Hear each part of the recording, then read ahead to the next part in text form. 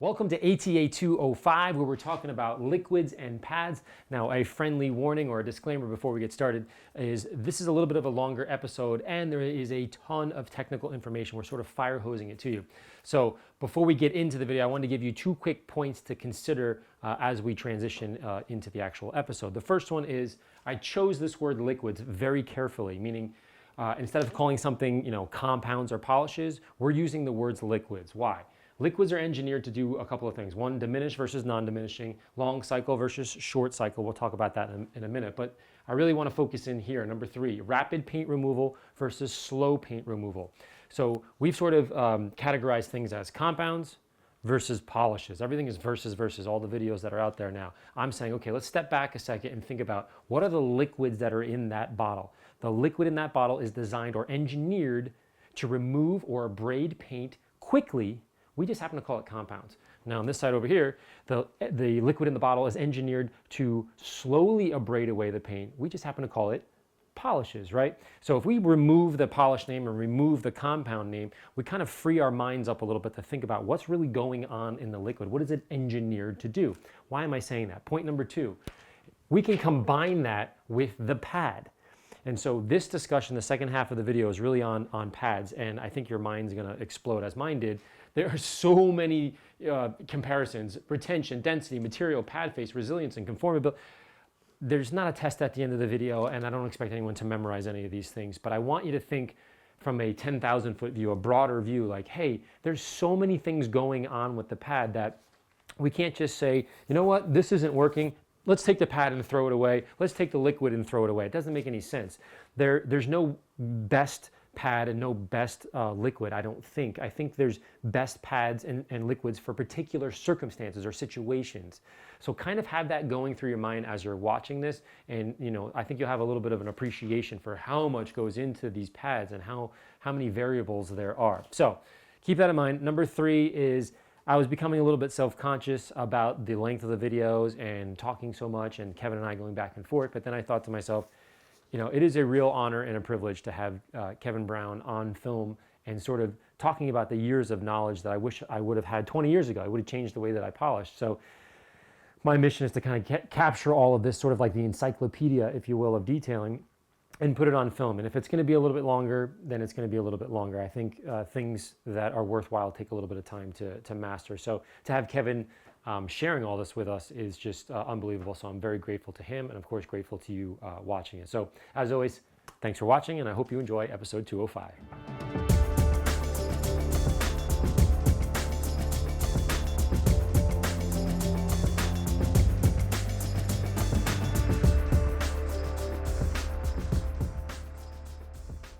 .205 is a massive episode about compounds, polishes, and pads, which seem to be endless, as you can see from here. Now, the goal is not to necessarily recommend you must use this one with that pad and this polish and that kind of thing. The goal here is really to give you the characteristics of all of these things on the table and kind of arm yourself with this knowledge of, hey, is this one going to work for me, and why isn't this working? And we're going from that perspective. We're trying to help you identify a characteristic and what the benefit or drawback of a characteristic in a pad is. So when you think about it, liquids are engineered to diminish, liquids are engineered to not diminish. What is that topic? And we have a little example here. That's a big topic. So here we have a little demonstration set out of, this would represent one abrasive grain, a small one, a very small abrasive grain. Super micro abrasive. Super micro abrasive, nano. Right, very which is more small. like now's technology of today. So technology of today utilizes this type of abrasive grain where they're very small in size, very consistently sized, and depending on if you want rapid cut or slower cut, that determines how much abrasive you install into the buffing liquid. Got it. Okay? Now the concept of diminishing versus non-diminishing, how would you best describe that? It's not what you might initially think, meaning you might think that means you want to keep working that abrasive grain until it dwindles down to nothing. Gets smaller and that smaller breaks and apart. smaller. Yeah, that's not what's happening because we're dealing with very hard particulate or abrasive grains. Plus, it's already at its smallest Yeah, form, yes. Exactly. So let's imagine that these are abrasive grains. We've magnified them, and these are the most refined, hardest, most durable, perfectly shaped grains that we can find. They're as small as they're going to get. The latest technology Right. today. Now we can take and utilize this and say, hey, we want to make an abrasive, a buffing liquid a compound, a fast cutter that removes paint rapidly. We want to use this abrasive grain, these non-diminishing abrasives. So we're going to use a lot of them. We're going to put a bunch of those in with the liquid. And when we do a buffing pass, there's so much work going on, it's going to cut it rapidly and you're going to be done. Now talk to me about a diminishing abrasive. Basically, if we took all of these abrasive grains and then we said, hey, let's get something to bind those together so they stick for a little while, maybe we can go ahead and take these, put them together, and then, there we go, okay? We can get an initial deeper, bigger cut. So this grain here of a diminishing abrasive would be... We have clumped the singular abrasives into a giant clump. Right. And now we're going to start polishing. And as we do, our hope is that as we use this cluster, it breaks apart. It's rolling around, it's getting pressed between the pad and the paint, and ideally we hope that it diminishes fully to its original singular entities, right? Okay, so diminishing versus non-diminishing. Correct. Now, where does it get tricky? We got a little example for that. So let's put this back together. And again, we're assuming that this cluster will diminish, break apart completely. This is sawdust. This represents paint residue. The paint we're grinding away is installing into the liquid. Now, we're hoping with the diminishing abrasive, it breaks apart, but we don't take this into account initially. What about this, Larry? As we are cutting and abrading paint, it's coating that, it's eggshelling coating this. So maybe we get a piece that breaks off here and one there, but because the paint residue, or in this case the sawdust, has coated this and stuck it together. Keep in mind, we're dragging at a high rate of speed under a lot of force. It's going to really grab and stick into those gaps. Let's say it doesn't diminish all the way. Now at this point, if it doesn't diminish all the way and you keep going, you're going to get an inconsistent result. You're going to see rotary swirl, scouring, etc. Take that and then add another equation and say, well, hey, what if some of that, let's say, no, this is not to scale, but of course, if this pad had the ability to store or load that in deep into its structure, and you're polishing away and you're polishing away and it's stuck. It's not going to move around. So, okay, it's buried away, no big deal. And now you do a tilt, a change in your pressure, change in your speed, and at the last few seconds, it looks pretty good. I'm going to lighten up, boom, whoop. Now you've got this perfectly polished surface, and now you have these new random, really crisp, sharp scratches. Right. So you're bringing up that point that we see a lot. You can do quickly on forums and things where people say, hey, with my technique, whatever it may be, I go hard at it, and then at the very end, I lighten up, and then I take it off. So what's the problem? The idea is to say that sounds gentle. Right. I'm assuming then that my abrasive is in a scouring mode. My pad's in a scouring mode because I'm pressing down, and it's inherently automatically scouring. If I lighten up, it unloads it, and it sounds logical. It sounds logical, but it's not very logical. I mean, certainly you could cause abrasives to detach and roll around some more. So there's an example of why, okay, I'm buffing, I'm going to lift, I want something to fall out, I'm going to roll around again. But as far as getting a better finished result, it doesn't seem to work that way. It doesn't work that way. My experience says that's a bad idea because we're using the most refined liquids we can get, the best pads we can get, the proper procedure. On a racetrack, the last lap you think you're going to win, I'm going to adjust my pressure on my tires right now. You wouldn't want to change that variable at the last thing. So your advice is to keep constant pressure, constant speed, continue, and don't lift off, don't speed up, don't slow it.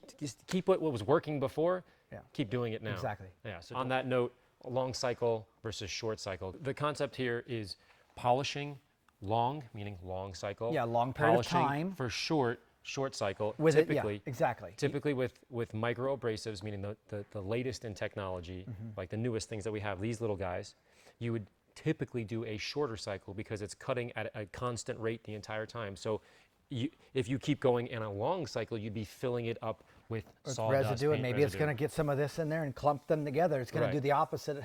It's not going to stay singular. It's going to start to combine and cause you all kinds of inconsistent sizes and shapes, and now you've got inconsistent scouring and cutting, and you're in deep trouble. Now, typically for a long cycle, meaning polishing for a long time, the mindset there was a diminishing abrasive. That was. Now there's an example too that you can certainly long cycle, and you might have a buffing liquid and pad that are very low impact on the paint, meaning they take a long time to remove the paint. Right. And that means, well, hey, I don't need much of this. It spreads like crazy. I want to do this whole panel with this drop. If I just try to do here, it's just slipping and sliding too much. I want to put a little droplet, smear it over this area, get it nice and thin, let my pad be able to touch the paint. I'm using it for a long period of time, not just back and forth here, but maybe I'm working an area for a long period of time. Right. It's not cutting a lot, so we're not getting a lot of debris, contamination, paint residue. So there are reasons why you would want to long cycle or short cycle. Just keep in mind that when you're using the latest technology, microfiber strings are singular, and the more you use them, they bind and they get loaded with contamination. They twist and become not microfiber, but macrofiber, right? They get bigger. They can scour deeper. Right. As you use the abrasive grains, they become contaminated too. They can clump together and get worse. So if you can do it, short cycling, do a single pass, check your work, do another single pass, check your work, and you might have this section done in one back and forth pass or two. Whereas in the old days, we would say, well, I got to go 7 or 8 passes. You blew right past, perfect. Yeah, and again, I guess the point of this particular subject is it's not whether it's right or wrong. It's to check the bottle and check whatever it is that you're using. And more importantly for me, trying to get this on camera is to say, hey, this exists. A lot of people may watch this and go, oh, I had no idea. There's diminishing, non-diminishing. Yeah. So this is a lot of content. I'll be very clear here. So you may have to go back, practice, read, think about it. But I'm more just like, hey, everybody, this is what's going on out there. Here are all the characteristics, and then let's work within those. That's right. Make sense? Makes Okay, sense. so rapid paint removal versus slow paint removal. I would say, aside from residue control, this is probably my most favorite topic, or whatever you want to say. Sure. So The mind shift. it'd be mindset easy shift. just to say compound here, and easy to say polish here, and that's really what it is.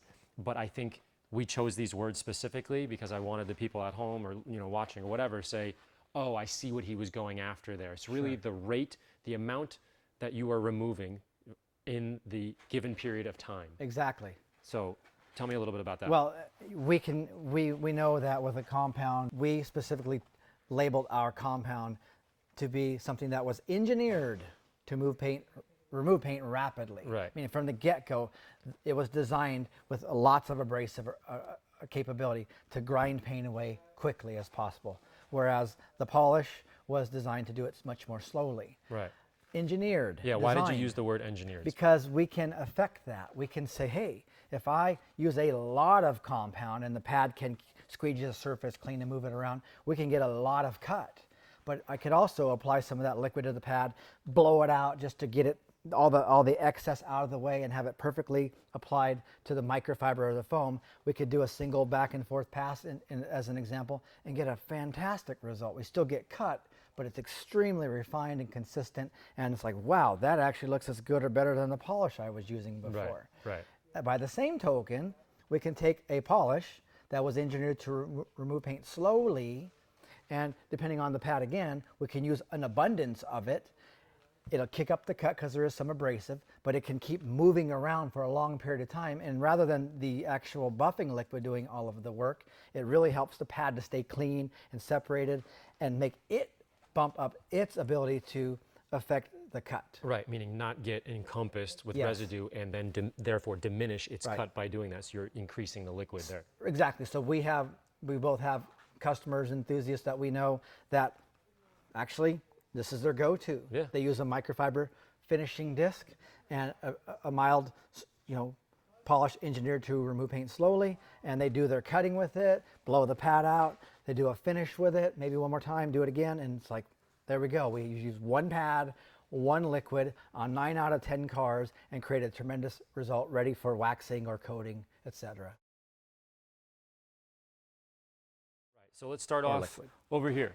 There it is. Every pad does 4 things. So it has 4 characteristics, across the board here. Number 1, applicator. Sure, Explain. very simply put, you apply a buffing liquid to an applicator, a hand applicator to apply. Right. Same thing goes for a pad. It applies the liquid. Makes sense. Number 2, distributes the machine's energy. What do you mean? When we talk about energy, machine energy, we're talking about the machine motion, whether it's orbital or rotary. We talk about the weight of the machine as you set it down there, and then we talk about any user applied pressure or tilt. Okay. 3, my favorite one, squeegeeing.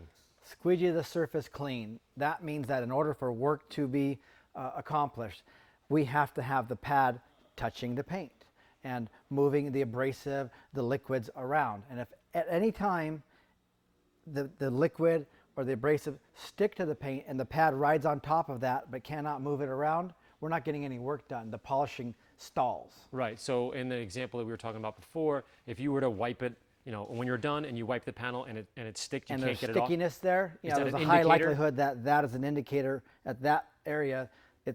There was no way for the pad to touch the paint because it was riding on the stuck on. It's just bouncing over it. Yep, skimming right over. Okay, so that one's kind of my favorite one there. And number 4 affects the rate of cut, which is pretty obvious. If you take a, you know, one of those, that yellow pad right there versus a foam or whatever. Any of these have the potential to speed up the rate of cut Sure. or extend it, right? So you can imagine something like this with a lot of strings and put a lot of force on that, can really dig in and drag.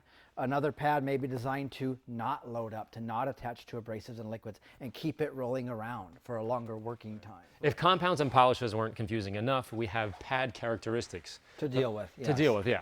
So the first one would be the retention or the pad load of that pad. What are you talking about? Basically, we're talking about an ability for the pad to either load or retain the buffing liquid, including the abrasives and paint residue, Right. or to resist loading. So some pads, such as this microfiber, tremendous amount of strings, therefore surface area. These are microfibers, so they've got all types of nuances on each string. Yeah.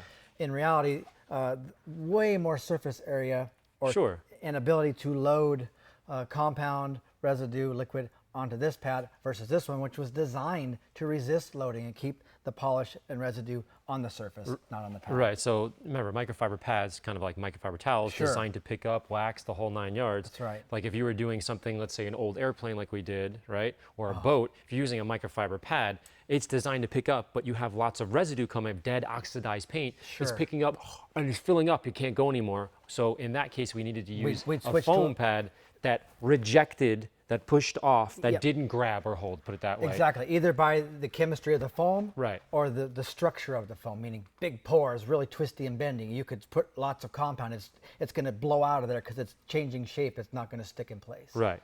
So number 2, density. Density, the best way to explain that one is to actually get two very similar pads, both foam, both from the same line of pads, and put some weight on them. This is a 9-pound weight, and as we set that one there, staying pretty well intact, the pad's pretty flat. This one here sinks right in. Right. Very contourable, conforming, and so on a curved panel, this one may not fit to the shape of the panel very well, Right. where this one would do it exceptionally well. On the other end of that, if you have a large stroke machine or a lot of speed, this one would tend to collapse on itself and misshape and not keep its characteristics, where this one would be more apt to keep its original design and get work done efficiently. Okay, number 3 would be material. That is kind of a loaded question because there's so many materials. This I'll is move some of this stuff. just some for of you. the odd, string, got your wool. This is wool, 2 different types of wool, or that could have 2 or 3 different types And of I have wool. a microscope here. I'll do this as you're Sure. walking through, so go Okay. ahead. That's a wool there. Look at this. Look at that. Doesn't that look like hair, like actual? Yeah, and Look at the wovenness. Right? See that? certainly, and even though the strings may even appear to look the same, maybe not in this pad or maybe so, you can have a variety of actual wool, cotton, polyester, nylon, all kinds of rayon, all kinds of different materials. Yeah, see, this one's not. It's not as woven as the other one. Right, this one's designed to run pretty cool, so it's just a different technology. It was probably built for a system, a liquid system, and to optimize the characteristics of the liquid. Oh, that's cool. Yeah, this one here. So again, there's. Oh wow, look at that one. Let's There's switch to something so different. many different. Yeah. I mean, I was not even sure about putting Now, the material that's in. wool. Check this one out. This one's called a micro fingers. Let that Come focus on. in. Come on. There we go. focus. Look at those. Oh, baby. They're actually stuck in there, and they're not even long strings. They're independent little snips of strings. Wow, those are pretty sharp. Yep. Yeah, that's an interesting pad. This is felt, which we use a lot in glass polishing, but some guys do use it for compounding or leveling ridges, sanding ridges. Body shop guys, high-end polishing guys, that is just a material that's been compressed and flattened and steamed and to be flat. So the second you push on the machine, it's pushing right into the paint. Yeah, the energy must transfer Yeah. crazy through that one. This is denim. This is actually denim material, and that's designed to, instead of sand the paint flat and take away orange peel texture, that this abrades, the pad itself abrades it and levels off the tops of orange peel. Wow. And then we can go on and on and on, but you get the idea that this is interesting. This pad here is foam, very large pores. You know, we talk about the size of the pore, or how many are in a given inch, let's say. You actually read that on some packaging, 60 pores per inch, 100 pores per inch. It tells you the pores might have a lot of pores per inch, but it doesn't tell you if they're tiny little ones or big ones. That affects the foam wall between the pores, thick or thin, right? So don't just look at a pack and say, oh, it's a 100 pore pad, it's a finishing pad, right? This one here has a lot of shininess in it, which indicates it's got a closed structure. Look at this one. This is so neat to watch. Similar foam, nice smooth structure, but this one's cut, and as it opens, look at that edge right there. See those barbs? Those could potentially leave its own scour marks or scratches. So if you were using this as a finishing pad and you got on an odd shape, or you did something funny with the machine and it opened up, you could expect to see some scouring or scratching from those corners. Look at the 4 corners on this one. Wow, look at that. So I'm pushing. That's what it looks like as the paint is, you know, as you're pushing it on the paint Right. and going over, let's say, Look at that edge. an edge. Yeah. Pretty neat to see that, though. All right. Yeah. So can you get a close-up of that? See that? The way that pad is cut? You have another example over there, too. We're going to do pad face in a second, but that's what Yeah. I was filming with the microscope. So pretty cool. Pretty cool. All right. Speaking of that, pad face. Perfect example. One that's cut. Yeah, they're hopefully and usually they're made for a specific purpose, not just for cosmetics. Right. Gives you the ability to contour or conform, or to feel smooth, you know, to minimize heat buildup, things like that, right? Here's another one, waffle style. Oh yeah, this is Been super around popular. for a few decades now. A lot of airflow. It's very comfortable to use because if you have light pressure, it's riding on those. But usually what's happening is they're compressing right away. So as far as, you know, it is comfortable to use, but is it ideal? That's debatable. Again, okay? there's no right or wrong. We're just showing you That's a right. And it does gazillion have different this ones. ability too, to, as it hits a curve, Larry, it can bend to a degree, you know, okay? Okay, for number 5, we're talking about resiliency. Yeah, that encompasses a lot of, anything that you do to the pad, resiliency, its ability to either See how stay in long that that shape. takes? Don't push Yeah. that one. Same time, here we go. Yeah, like a memory foam, right? So up and down, twisting left and right, how quickly it reacts and gets back to its original shape, if it does. Now, what does that mean to someone who's polishing? Well, if you happen to go on this corner here, yeah. and you had pressure on it, and it dented it, you would feel that for a while. Yeah, the until wobble. It could wobble. Right. Of course, if it warms up and loads with liquid, it can become more resilient or less resilient. So then again, that pad changes a lot from when it's cool to when it's warmed up, the way it feels, the way it drags, the way it collapses. Right, and so Yeah. on that note, we'll move to 6, which is conformability, which is kind of a Sure. little bit what you were talking about before. Yeah. You have an example Again, of we that. showed a little bit of that, but here's 3 pads, but I've shaped them differently. So this is the original pad, flat face, tall, pretty stout on the edge. Right. We can take that pad and change its profile or shape so that when you come into something like a hood bulge or fender flare, it bends more readily and conforms much better. And then we take it to the next level and say, well, hey,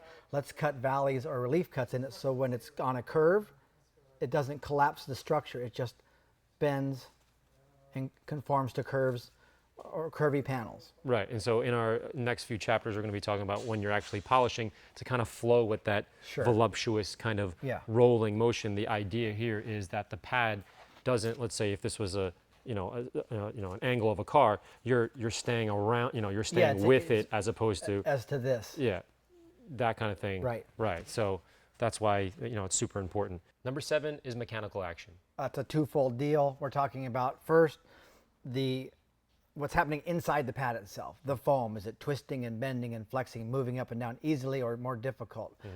Because that affects how much a pad heats up, and that also affects how much it does twist later. Right. Or so is it consistent performance from when it's cool to hot? Does it start to break down with too much heat? Does it start to conform better as you use it? Things like that. That's the first thing. The second thing is how does that all affect what's happening to the paint surface? Also, in the case of this pad here, wool, the long strings start to spin them. They start to drag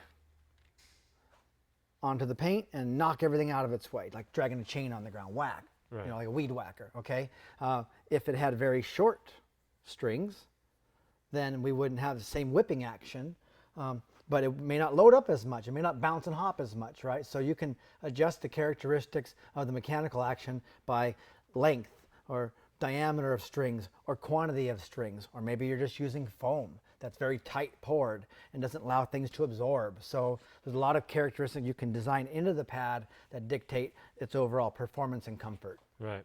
Number 8 is pore size. Right, and we see that a lot in our industry, that they mention 60 pores per inch, 100 pores per inch. So you think, well, that's a lot of pores, so it must be really fine pad. And that's true, but they don't tell you the diameter of the pore. Right. I could have 4 pores per inch, big pores, very little foam left, or 4 pores per inch, and they're tiny pores with a lot of foam. So you've got a lot of foam, and more dense, more rigid, right? Right. You got big pores, it's going to be more apt to conform and contour. Look at that. Big. Now, you would think, well, big is aggressive. No, look at this. It's interesting because we can make this very rigid foam, but as it heats up, it becomes very pliable. A lot of room for this to bend and flex, right? We could put a lot of compound in that. You'd think it would just migrate in, but if it's designed to not load up and to throw it back out, you couldn't load this pad. It would continue to blow the compound abrasive liquid out. So it's interesting that you would think an open cell or a big pore would do one thing, but sometimes it does another thing. So it's just those types of things to consider. And this one you can see membranes over some of the actual pores. Yeah, that's interesting. I've never seen that before. Yeah, and just from throwing it out there, if I had membranes covering the pores, I would say, well, that's going to keep everything on the surface much better. Speaking of surface, let's talk about surface area. Okay, well, let's make an easy comparison. Let's compare 2 similar sized pads. One has microfiber strings, one is foam. Foam is smooth. What you see is what you get, you know, measure it and get a square inch. You can kind of deduce how much surface area you've got to affect the panel, to work the panel. This one, though, has strings, and in this case, microfiber strings, very tiny in size, and every string has its own shape to it, so a lot of surface area on each string. Then you pack thousands and thousands of these side by side, you have the potential to have tremendously more surface area working the paint than a similarly sized Yeah, like foam so pad. if it was like this as the foam, and then you're you have that entire Yeah, surface. you don't just have that, you have that too. Right. So surface area dictates how fast you cut, how much it loads up, heat, all kinds of parameters. Okay, so now that we finished up a lot of the characteristics, you brought in some pads that have issues. So tell me why they had the issues and what you can do to correct these issues. Sure. The pads are very durable, long-lasting, great bang for the buck, but if you have an improper procedure, even a well-built pad can quickly fail. 2 examples of the same pad. They're loaded with residue. They were used pretty heavy duty, not for a very long period of time. In the case of this pad, it split open. It didn't delaminate the Velcro. It actually ripped the foam. And this is caused by a condition where you're using a very high rate of speed and the pad isn't fully in contact with the panel, and so all of this outer area is bouncing and hopping and chattering, and eventually, boom, it rips. Right, and this one is a good example. Let me see this of it not actually conforming. This seems to be a Very little rigid. bit on the rigid And very side. likely that what was happening is on a crown, instead of having the full 6 or 6.5 inch face in contact, only a small portion was, so this was unsupported. Right, and like the nose of a Porsche, that roundness, like he was on the top and it couldn't Definitely. conform. Now this one, same design of pad. You can see it's collapsed some in the center. Oh yeah, right here. Yeah, Wow. and that's because the center was dissolved. It actually had so much internal friction and heat that the walls of the foam were hitting each other and collapsing and bouncing and twisting In and that flexing. mechanical action kind of thing? Heated them up and started dissolving and breaking the pad from the inside out. It's gone. Wow, that's actually powder. Yep. Interesting. All right, well, obviously this was a ton of information between the liquids and the pads. I cannot reiterate enough that we're not trying to give you, this one is better than that one kind of thing. It's more of if you understand all of the characteristics of what's going on, you have more of appreciation, I should say, for someone who's designing pads or someone who's designing liquids, for them to work together. Or to say, well, hey, how come my friends had a great result with this, but I didn't? Well, do you know what machine? shape of the panel, how much speed, how much liquid, how long did he buff. So that's why it's not always best to say, hey, this is the best pad for that car, or this one is the best for that car. You don't have the rest of the information. Right. That's why I was excited to shoot this one, just to kind of put it all out there, and then we can kind of pick and choose and start having a discussion about all these It's crazy interesting, things. exciting, and it's definitely, we can understand why it's so confusing, but hopefully now that you have some basic understanding of the different types of materials and different structures, it can help you determine the better pad for your particular project. Absolutely. So on our next episode, we're going to be talking about how to remove paint scratches, the techniques, and what we're, you have different styles, and we have liquids and compounds once again. So we're sort of bringing everything back together, focusing on actual scratch removal. That's right. And we're going to go Looking from there. forward So to that. if you have any questions, shoot me an email at larry@ammonyc.com. As always, thanks for watching. We'll see you guys next time.